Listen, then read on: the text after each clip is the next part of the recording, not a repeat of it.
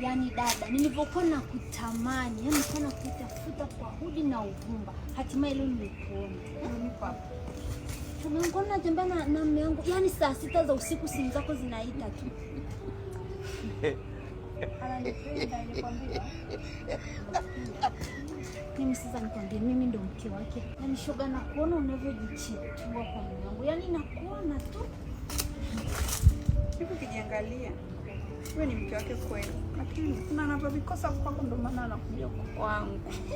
Hakuna alichokukosa ndo maana kanichagua mimi. Unanionaje? Anakuja kwako, anarudi kwangu. Sikuna mama mpaka siku. Sasa unalala naye mwenzako kanilisha pete. Na mimba yake. Au haujui, hajakwambia hilo.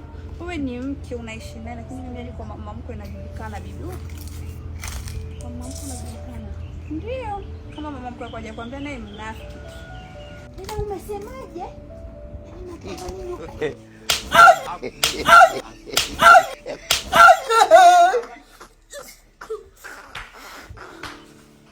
Yaki ni nani? Yaki? Ya unanipiga mimi wakati nimelala hapa Jaki yupi? Mimi niko na wewe mke wangu jamani, mbona hivyo? Ni mwanamke wako kanifuata hadi ndotoni. Umefuata ndotoni? Sasa si shida zao Yesu wangu.